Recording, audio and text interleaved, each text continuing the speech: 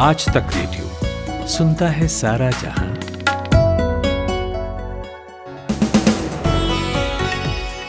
अट्ठाईस जून की तारीख, दिन सोमवार। आज तक रेडियो पर यह है दिन भर और मैं हूं कुलदीप मिश्र। आत्मनिर्भर भारत पैकेज की तीसरी किस्त आ गई है। आज वित्त मंत्री निर्मला सीतारमण ने कोविड अफेक्टेड इकोनॉमी को रफ्तार देने के लिए और प्रभावित लोगों को राहत देने के लिए नई योजनाओं का ऐलान किया। इसमें आपके काम की खबर क्या है, ये बताएंगे। और सुनिएगा कि भारत चीन सीमा पर 50,000 अतिरिक्त सैनिकों की तैनाती की खबर कहां से आई है और इसका मतलब क्या है। क्या भारत एक लॉन्ग टर्म निवेश कर रहा है पाकिस्तानी सीमा के बजाय चीन से सटी सीमा पर। और ड्रोन हमलों पर थोड़ी बात करेंगे। जम्मू कश्मीर में सीमा के पास फिर से 2 ड्रोन कल रात देखे गए। ये ड्रोन हमले वॉरफेयर का टूल कब और कैसे बन गए। और आखिर में बात होगी उस लड़की की जो पेरिस में सोने के 3 तमगों पर निशाना लगाकर मुस्कुराते हुए घर आ रही है, दीपिका कुमारी। उनके संघर्ष के दिनों की कहानियां सुनेंगे, लेकिन पहले हेडलाइंस खुशबू कुमार से।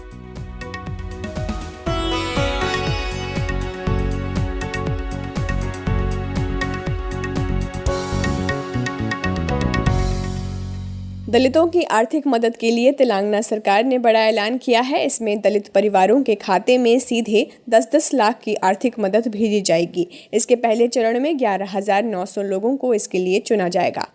राजस्थान हाईकोर्ट ने फिजिकल सुनवाई नहीं करने का निर्णय लिया है। दरअसल कोर्ट ने सिर्फ उन्हीं वकीलों को पहले हाईकोर्ट परिसर में आने की इजाज़त दी थी जिन्होंने कोरोना के दूसरे वैक्सीन के बाद 14 दिन का वक्त पूरा कर लिया था।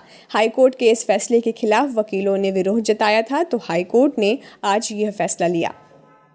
सोशल मीडिया साइट ट्विटर ने देश के नक्शे से छेड़छाड़ करते हुए केंद्र शासित प्रदेश जम्मू कश्मीर और लद्दाख को भारत से अलग दिखाया है। मीडिया रिपोर्ट्स के मुताबिक मामला सामने आने के तुरंत बाद केंद्र सरकार ने संज्ञान लिया है। सरकार ट्विटर को नोटिस जारी करने की तैयारी में है। इटली में आज से घर से निकलने पर मास्क की ज़रूरत को खत्म कर दिया गया है। सरकार के इस निर्णय के बाद इटली यूरोप का पहला मास्क फ्री देश बन गया है।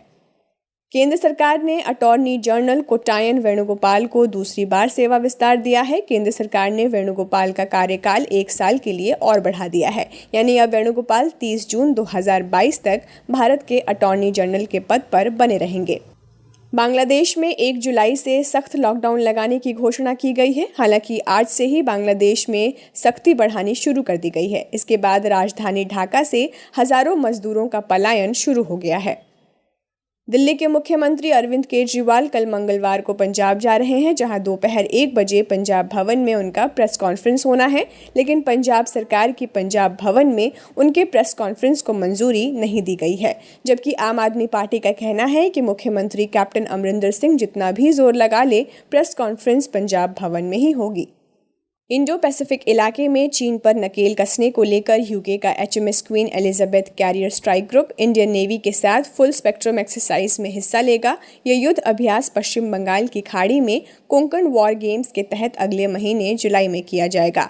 इस दौरान यूके अपने पहले 65,000 टन वजनी वॉरशिप की तैनाती साउथ चाइना सी में करेगा। ट्विटर के MD मनीष महेश्वरी ने अब सुप्रीम कोर्ट की ओर रुख किया है। उन्होंने गाजियाबाद पुलिस की अर्जी को लेकर कैविएट दाखिल की है। मनीष महेश्वरी ने कहा है कि कर्नाटक हाई कोर्ट के फैसले के खिलाफ अगर गाजियाबाद पुलिस सुप्रीम कोर्ट में याचिका दाखिल करती है तो सुनवाई के दौरान उनका पक्ष भी सुना जाए। और अगला T20 वर्ल्ड कप UAE में होना तय हो गया है। भारतीय क्रिकेट कंट्रोल बोर्ड ने आज इसकी आधिकारिक घोषणा कर दी है। बोर्ड सचिव जय शाह ने कहा है कि हमने सभी पहलुओं पर विचार किया और वर्ल्ड कप को UAE में शिफ्ट करने का फैसला लिया है। ICC को आज ही इस फैसले के बारे में बता दिया जाएगा।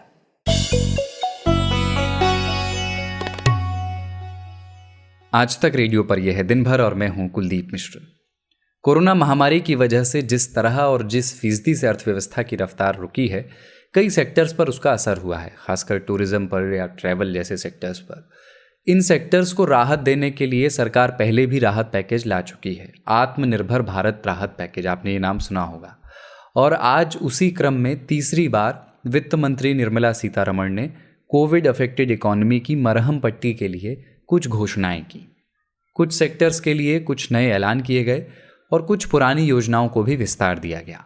वित्त मंत्री ने कुल 8 उपाय या 8 योजनाएं, जो भी आप उसे कहें, 8 बिंदुओं का ऐलान उन्होंने किया, जिनमें कोविड प्रभावित सेक्टर्स के लिए 1.1 लाख करोड़ रुपए की लोन गारंटी स्कीम भी शामिल है। आपके लिए इसमें काम का क्या है, सबसे खास बिंदु क्या है?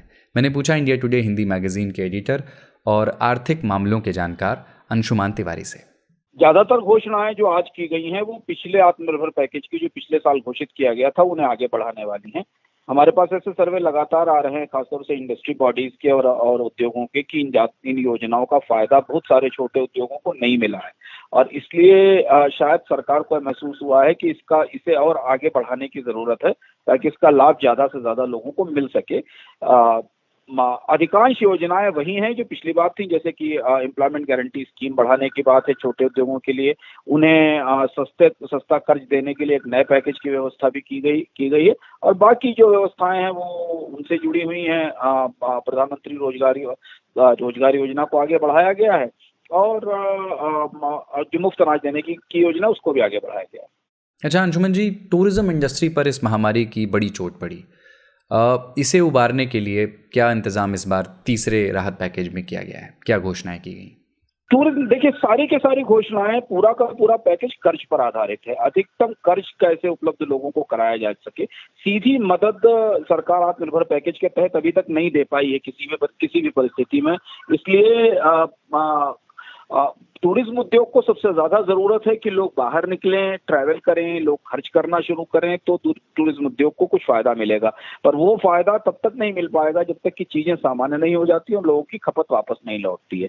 इस पैकेज के तौर पर हमें दिखाई पड़ रहा है कि सरकार कर्ज के आगे नहीं सोच पा रही है। कर्ज सस्ता कराना और कर्ज का प्रवाह लोगों तक बढ़ाना, उनको बैंकों से कर्ज लेने के लिए प्रेरित करना, ये पिछली भी स्कीम का है, पिछले पैकेज का भी हिस्सा था और इस पैकेज का भी वही हिस्सा है। पर रिजर्व बैंक की रिपोर्ट और बैंकों की रिपोर्ट ये बताती है कि कर्ज की डिमांड सस्ता होने के बाद भी, कर्ज ब्याज दरें घटने के बाद भी कर्ज की मांग नहीं बढ़ रही है। यानी लोगों का कॉन्फिडेंस अभी आना बाकी है, जिसके आधार पर, जिस भरोसे पर वो कर्ज ले सकें और अपने कारोबार को दोबारा शुरू कर सकें। ये थे अंशुमान तिवारी। भारत चीन सीमा पर बीते कुछ समय से बहुत बड़ी हलचल नहीं हो रही थी, लेकिन अब एक रिपोर्ट में दावा किया गया है कि चीन सीमा पर भारतीय सेना के 50,000 जवानों को और भेजा गया है। यानी जितने पहले थे 50,000 अब और भेजे गए हैं। कई मायनों में इस कदम को ऐतिहासिक समझा जा रहा है। एक तो इसलिए भी क्योंकि पिछले साल के मुकाबले ये जमावड़ा 40% ज़्यादा बताया जा रहा है। दूसरा इसलिए क्योंकि भारी संख्या में इस बार फोर्स की तैनाती पाकिस्तान सीमा की जगह चीन सीमा पर हुई है। ये रिपोर्ट ब्लूमबर्ग ने की है और अपने सूत्रों के हवाले से ब्लूमबर्ग ने यह कहा है कि चीन सीमा पर तैनात भारतीय सैनिकों की संख्या अब करीब 2 लाख तक हो गई है। पर चीन की तरफ से कितने तैनात हैं अभी इसका पता नहीं है। फिलहाल दोनों सरकारी पक्षों की ओर से आधिकारिक बयान कुछ नहीं आया है, मगर कयास लगाए जा रहे हैं। हमने बात की अंतर्राष्ट्रीय मामलों के जानकार मोहम्मद जीशान से और उनसे समझना चाहा कि चीन सीमा पर इस जमावड़े के पीछे की वजह वो क्या देखते हैं। क्या ये कोई टैक्टिकल शिफ्ट है भारत के लिए? देखिए, कुछ दिन पहले चाइना ने भी अपने बॉर्डर पर ट्रूप्स फोर्टिफाई किए थे। वहाँ पर नया इंफ्रास्ट्रक्चर लगाए हुए हैं और कुछ ऐसा भी इंफ्रास्ट्रक्चर है जिसके कारण चाइना की ट्रूप्स अब वहाँ पर विंटर में भी रह सकते हैं। तो ऐसा लगता है कि शायद अब चाइना का प्लान है कि वहाँ पर परमानेंटली रहें। और ऐसा ही तिब्बत में कुछ एक्स्ट्रा ट्रूप्स भी बनाकर रखे हैं चाइना ने, वहाँ पर ट्रेनिंग भी दिए हैं एक नया बटालियन को। तो शायद इसी का कारण भारत अब रिएक्शन में अपने बॉर्डर पर अब भारतीय ट्रूप्स को फोर्टिफाई किए हैं ताकि वो ये नया इंफ्रास्ट्रक्चर और नए ट्रूप्स जो चाइना ने लगाए हैं उनका काउंटर कर सके। अच्छा जीशान, सीमा पर इस तरह सैनिकों की तादाद बढ़ने के साथ अपने खतरे भी होते हैं, ये जो ऑफेंसिव डिफेंस जिसको कहते हैं। चीन तैनाती बढ़ाता है तो हमारे यहाँ बेचैनी बढ़ती है, एक पॉलिटिकल प्रेशर बढ़ता है। हम बढ़ा रहे हैं तो उधर से भी कुछ रिएक्शन तो हो सकता है। पर ये सारे रिस्क असेसमेंट तो किए ही गए होंगे इससे पहले। देखिए, बहुत खतरा हो सकता है इसमें। भारत की तरफ से बहुत सारे कॉम्प्लिकेशंस है। एक है कि पाकिस्तान और कश्मीर का जो सिचुएशन है, हमने देखे कि कल जम्मू एंड कश्मीर का एक एयरफोर्स बेस पर ड्रोन अटैक लगाए हैं अब तक शायद हमें कंफर्मेशन नहीं मिला है कि ये पाकिस्तान से आए हैं या फिर कोई दूसरी जगह से आए हैं, ये पता नहीं है। लेकिन ये अटैक का टाइमिंग ऐसा है कि अब भारत ने नरेंद्र मोदी प्रधानमंत्री जी ने कश्मीरी लीडर्स से मीटिंग किए थे और लद्दाख से भी लीडर्स आने वाले हैं। तो इसका टाइमिंग जब ये पॉलिटिकल डायलॉग हो रहा है, इस वक्त पर जम्मू एंड कश्मीर में ये ड्रोन अटैक डाला इस पॉलिटिकल डायलॉग को डीरेल करने की कोशिश कर रहे हैं, शायद ऐसा लगता है। और भारत ने ये पॉलिटिकल डायलॉग पाकिस्तान और कश्मीर के साथ इसीलिए किए हैं क्योंकि अगर पाकिस्तान और कश्मीर के साथ पीस प्रोसेस हो जाए तो भारत को चाइना पर फोकस कर सकें और जो ट्रूप्स अब लाइन ऑफ कंट्रोल पर टेररिस्ट के और आतंकवाद के खिलाफ लड़ रहे हैं वो लद्दाख में जाके चाइना LAC पे जाके चाइना के खिलाफ लड़ सकते हैं। तो ये फोकस करने के लिए ही भारत ने ये पीस प्रोसेस को शुरू किए थे, लेकिन अब वो कॉम्प्लिकेट हो चुका है। और चाइना की तरफ मैं ये बात बताऊंगा कि चाइना ने आजकल ज़्यादातर अग्रेशन कर रहे हैं ताइवान के खिलाफ भी। उन्होंने कुछ एयर स्पेस को वायलेट किए थे और कुछ ऐसा भी रिपोर्ट्स है कि चाइना ताइवान को इन्वेड करने के लिए प्रिपेयर कर रहे हैं। तो चाइना अब हर तरफ से अग्रेसिव हो रहे हैं और ऐसा ही जैसे मैंने कहा था तिब्बत में भी उन्होंने एक नया बटालियन को तैयार किए हैं। ये थे अंतर्राष्ट्रीय मामलों के जानकार मोहम्मद जीशान।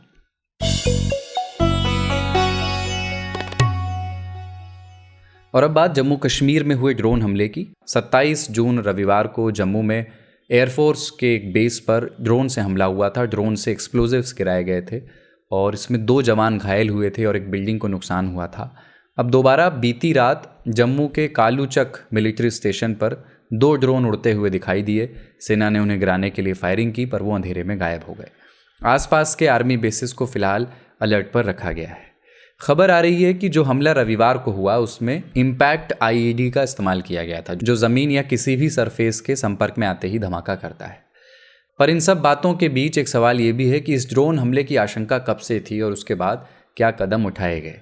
इंडिया टुडे ने इंटेलिजेंस रिपोर्ट के आधार पर यह डिकोड किया है कि हमले की प्लानिंग पहले से चल रही थी। आज तक रेडियो रिपोर्टर जितेंद्र बहादुर सिंह ने स्टोरी की है कि इसे पाकिस्तान ने ऑपरेशन परिंदा नाम दिया था और इस पर वो कई दिनों से काम कर रहा था। हमने जितेंद्र बहादुर सिंह से बात की और उनसे पूछा कि इस अटैक के बारे में भारतीय एजेंसियों के पास इनपुट्स कब से थे। देखिए, जो खुफिया एजेंसियों के पास जानकारी है उसके मुताबिक पाकिस्तान कई महीनों से ऑपरेशन परिंदा को लॉन्च कर रहा था और इसके लिए बड़ी तैयारी पाक अधिकृत कश्मीर में कर रहा था। सूत्र बताते हैं कि पाकिस्तान से जुड़े हुए जो कई आतंकी संगठन हैं, जिसमें लश्कर तैयबा, हिजबुल मुजाहिदीन, लश्कर तैयबा का जो जोनल कमांडर है सैफुल्लाह साजिद जट, जिसके बारे में बताया जा रहा है कि उसने एक मीटिंग ऑर्गेनाइज की जिसमें हिजबुल चीफ भी इस पूरी बैठक में शामिल थे और उसके बाद इस तरीके का प्लान तैयार किया गया कि ऑपरेशन परिंदा के तहत जहां एक तरीके से हथियारों को पाकिस्तान के अंदर से भारत के अंदर भेजा जाएगा, जिसमें इंटरनेशनल बॉर्डर का इस्तेमाल किया जाएगा और इसके लिए खास तरीके के ड्रोन का इस्तेमाल करने की बात कही गई है। वहीं दूसरी तरफ सूत्र बताते हैं कि इंटेलिजेंस एजेंसीज इस तरीके की जानकारी रखे हुए थे और उन्होंने सिक्योरिटी एजेंसीज को अलर्ट किया था कि इस तरीके के खतरे से निपटने के लिए पूरी तैयारी की जाए। जानकारी ये भी है कि जिस तरीके से जम्मू एयरपोर्ट पर इस तरीके से ड्रोन यानी छोटे ड्रोन के हमले की आशंका जताई जा रही है, उसको लेकर के सुरक्षा एजेंसियां पहले से ही चेतावनी दे रही थी कि इस तरीके से हमला किया जा सकता है। ऐसे में कहां पर सुरक्षा चूक हुई ये जांच का विषय है और इसको लेकर के लगातार चाहे NIA हो, NSG हो, दूसरी एजेंसियां हो, लगातार जांच कर रही हैं और आने वाले दिनों में इस बात का खुलासा होगा कि ड्रोन से जो इस तरीके का हमला हुआ है वो सीमा के उस पार से हुआ है या फिर अंदर ही ड्रोन में विस्फोटक को असेंबल किया गया और उसके बाद उसके जरिए हमला किया गया। तो ये तमाम चीजें छानबीन का विषय है और इस पर काम लगातार सुरक्षा एजेंसियां कर रही हैं। ये थे गृह मंत्रालय और सामरिक महत्व की खबरों पर नजर रखने वाले आज तक रेडियो रिपोर्टर जितेंद्र बहादुर सिंह। भारतीय जमीन पर यह अपनी तरह का पहला ड्रोन अटैक कहा जा रहा है जिसमें इम्पैक्ट आईईडी का इस्तेमाल हुआ। लेकिन दुनिया में ड्रोन अटैक्स कोई नई चीज़ नहीं है। हवा में उड़ने वाली ये छोटी मशीनें यानी ड्रोन्स जब वजूद में आईं तो उसके कुछ उपयोग भी हुए और कुछ दुरुपयोग भी हुए, और बहुत जल्द ड्रोन्स वॉरफेयर का एक कारगर टूल हो गया। आज तक रेडियो रिपोर्टर अभिषेक भल्ला से हमने बात की जो डिफेंस और स्ट्रेटेजिक अफेयर्स पर नज़र रखते हैं, और उनसे हमने पूछा, ये समझना चाहा कि ये ड्रोन हमले होते कैसे हैं। जो ड्रोन्स होते हैं ये बहुत छोटे ड्रोन्स होते हैं और इनको डिटेक्ट करना काफी मुश्किल होता है। तो ऐसा नहीं है कि ये कोई नई रणनीति या स्ट्रेटेजी है। इस तरह के अटैक्स पहले भी हुए हैं। अफगानिस्तान में बल्कि रिपोर्ट्स हैं कि तालिबान ने भी ड्रोन्स इस्तेमाल किए हैं वहाँ की फोर्सेस पर अटैक करने के लिए, यूएस फोर्सेस पर अटैक करने के लिए। सीरिया तक में आईसिस ने इस तरह की स्ट्रेटेजी जो है अपनाई हुई है काफी समय से। हिजबुल्ला एक और टेरर आउटफिट है जिसने जो है ड्रोन्स का इस्तेमाल किया है खास करके सिक्योरिटी फोर्सेस के इंस्टॉलेशंस पर अटैक करने के लिए। और ये इसलिए किया जाता है क्योंकि एक तो बहुत सस्ता ऑप्शन होता है, इसमें ज्यादा पैसा खर्च नहीं होता है। ड्रोन्स आज की डेट में मिलना, उनको डेवलप करना कोई बहुत ज्यादा मुश्किल चीज नहीं है, बहुत ज्यादा टेक्नोलॉजी की जरूरत नहीं है इसमें जो इस तरह के छोटे अटैक कर पाए। और क्योंकि ये ड्रोन्स को डिटेक्ट करना बहुत मुश्किल होता है इसीलिए जो है फोर्सेस के लिए भी एक बहुत बड़ी चुनौती होती है जब इस किस्म के अटैक होते हैं। यही कारण है कि काफी टेरर आउटफिट्स ने ये इस तरह की स्ट्रेटेजी अपनाई है। अभिषेक, भारत के बारे में भी बताइए, भारत की ड्रोन वॉरफेयर की क्षमता के बारे में। भारत कितना सक्षम है ड्रोन वॉरफेयर के मामले में? देखिए, ये काफी अच्छा सवाल है आपका क्योंकि सबको पता था कि देखिए ड्रोन अटैक, ड्रोन वॉरफेयर एक सच्चाई है, लेकिन ये भी सच है कि इसके बारे में कुछ ज्यादा किया नहीं गया क्योंकि शायद एक कारण था कि आज तक हिंदुस्तान में इस तरह का अटैक नहीं हुआ था। जम्मू में जो एक ये चीज हुई है एक बहुत छोटी झलक है किस तरह से नुकसान हो सकता है यहाँ पे। हालांकि जो अभी तक बताया जा रहा है कुछ नुकसान नहीं हुआ, 2 एयरफोर्स के कर्मियों को माइनर इंजरीज हुई और कोई एसेट्स को भी कोई ऐसा नुकसान नहीं हुआ। हमने तस्वीरें देखी जहाँ एक बहुत बड़ा क्रेटर हो गया है छत पर एक बिल्डिंग की, तो बहुत ज्यादा नुकसान हो सकता था लेकिन शायद बच गया क्योंकि शायद इंटेंसिटी एक्सप्लोसिव की कम हो, शायद ये कारण रहा हो। तो भारत बहुत समय से जानता है कि ड्रोन वॉरफेयर एक सच्चाई आ चुकी है, लेकिन इसमें कोई दो राय नहीं है कि अपनी कैपेबिलिटीज बढ़ानी पड़ेंगी।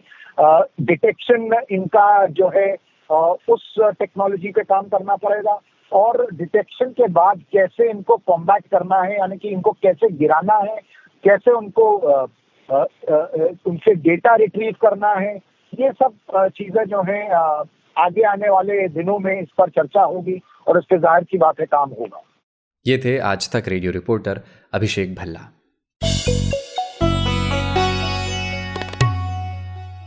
और अब बात एक लड़की की, लड़की जो 3 सोने के मेडल लेकर घर आ रही है फ्रांस से। तीरंदाज दीपिका कुमारी ने पेरिस में आर्चरी के वर्ल्ड कप में झंडे गाड़ दिए।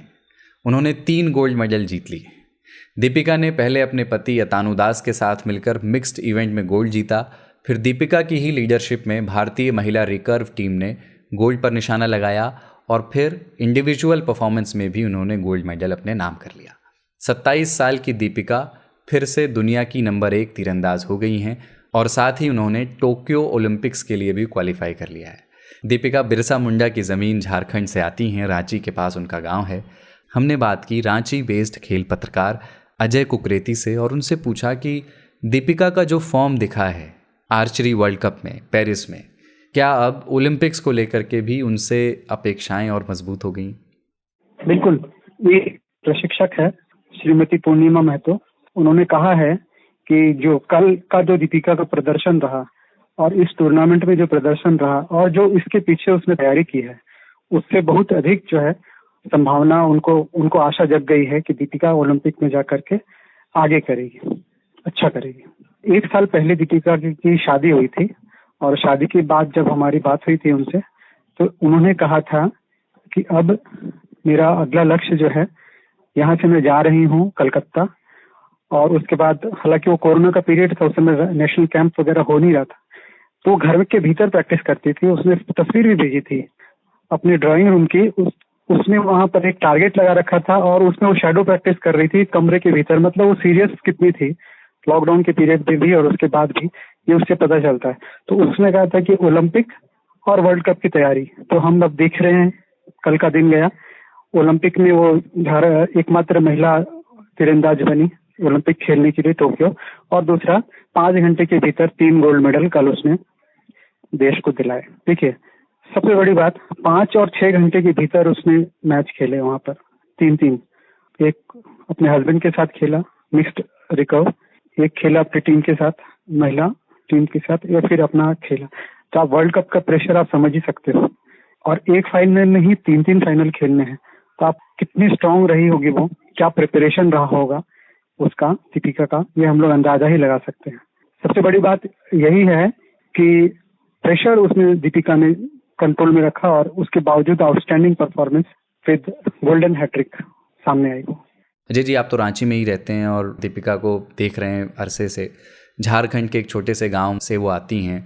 उनके अब तक के सफ़र में सबसे अपीलिंग बात आपको क्या लगती है? हो सके तो कोई किस्सा भी सुनवाइए उनके शुरुआती दिनों का, जो उनके संघर्ष की कहानी कहता हो। देखिए, अगर संघर्ष की बात हम कहें, एक तो हम बचपन के जाने से पहले मैं बस इससे पिछले वर्ल्ड कप में आना चाहूंगा। इससे जो पहला वर्ल्ड कप हुआ था उसमें दीपिका कुमारी गई थी और गोल्ड तो नहीं जीत पाई थी, सेकंड पोजीशन में आई थी। लेकिन खास बात यह थी कि उसमें दीपिका का कोई कोच ही नहीं था। कुछ फेडरेशन के साथ कुछ चक्कर चल रहा था, जिसकी वजह से बिना कोच के प्रिपरेशन, बिना कोच के हेल्प के, और उसने वहां पर पार्टिसिपेट किया और वहां पर वो सेकंड पोजीशन उनका आया। तो ये दिखाता है उनका जज्बा, उनका डेडिकेशन, उनकी तैयारी। अब हम पहले अगर जा रहे हैं उनके बचपन के समय में, तो जो सभी जानते हैं कि वो गांव से आती है, तो वहाँ कोई इस तरह की तो सुविधा तो थी नहीं। तो वो निशाना लगाना उनको अच्छा लगता था, किसी भी चीज पर निशाना लगाना अच्छा लगता था। वो भले ही हाथ से पत्थर मार के ही क्यों ना। तो उनके एक रिश्ते में कोई बहन हुआ करती थी, तो वो आर्चरी करती थी। तो उसने ही कहा कि दीपिका, कोई ना कोई तुम इसमें कैंप में तुम तीरंदाजी शुरू करो और किसी न किसी कैंप में ट्रेनिंग लो, तो तुम अच्छा कर सकती हो। तो वहाँ सरायकेला खरसावां, जहाँ अर्जुन मुंडा जी जो तीरंदाजी संघ के अध्यक्ष है, उनकी पत्नी, वहाँ उन्होंने एस्टेब्लिश किया हुआ था एक सेंटर, वहाँ वो जाना चाहती थी। तो एक छोटी बच्ची थी उस समय, वो 2004-05 की बात होगी, तो कोई उसको ध्यान ही नहीं देना चाहता। उसकी मम्मी भी बोलती थी इतनी छोटी बच्ची कहाँ जाएगी, लेकिन उसको कुछ बनना था, उसके मन में था कुछ, तो वहाँ गई और वहाँ 1.5-2 साल रही। वर्ल्ड जूनियर यूथ कैडेट में मेडल जीता। उसके बाद टाटा आर्चरी एकेडमी में वहाँ गई, वहाँ पर उसको फैसिलिटी मिली। उसके बाद 2010 कॉमनवेल्थ में उसने गोल्ड जीता और उसके आगे का सफर तो हम लोग सब जानते हैं। अच्छा अजय जी, आप उनके घर भी गए हैं, उनके घर परिवार से भी मिले हैं। वहाँ से जो यहाँ तक का सफ़र है, उस पर आपकी राय क्या है? उस समय लगता था कि ये नंबर 1 तीरंदाज को मैं देख रहा हूँ? देखिए, यहाँ रांची शहर से 15-16 किलोमीटर दूर होगा रहती हुई दीपिका। उसका रातू चट्टी गांव है। बिल्कुल गांव की तरह गांव तो नहीं है, क्योंकि वो रांची से सटा हुआ है, लेकिन फिर भी ग्रामीण परिवेश का ही वो इलाका है। तो दीपिका वहां से ही निकली है, सुविधाओं से वंचित गांव, खेल के मामले में कम से कम। और दूसरा है कि दीपिका का जो परिवार है वो बहुत ज्यादा समृद्ध नहीं था। उसके पिता शिवनारायण महतो ऑटो रिक्शा चालक थे और उसी में जितना हो सकता था उन्होंने दीपिका को सपोर्ट किया। ये थे अजय कुकरेती। दिन भर में आज इतना ही। कल फिर सुबह आज का दिन में आपसे मुलाकात होगी और कल हेलो डॉक्टर का नया एपिसोड आने वाला है, जिसमें हम बाल सफ़ेद होने की समस्या पर एक डॉक्टर से बात करेंगे। उन नौजवानों को ज़रूर सुनना चाहिए जिनके बाल जल्दी सफ़ेद हो गए। घर बैठे हुए डॉक्टर्स के टिप्स आप तक पहुंचते हैं हेलो डॉक्टर में। हर मंगलवार को उसका नया एपिसोड आता है, उसे सुनकर देखिए। और आज तक रेडियो के बारे में आप अपनी राय भी प्लीज़ हमें बताइए। क्या आपको अच्छा लगता है सुनना, जो आप अक्सर सुनते हैं या रोज़ सुनते हैं, और कहाँ हमें ज़्यादा सुधार की ज़रूरत है? हमारा ईमेल आईडी है radio@aajtak.com। आज दिन भर की प्रोड्यूसर थी खुशबू कुमार और साउंड मिक्सिंग थी कपिल देव सिंह की। कुलदीप मिश्र मेरा नाम है।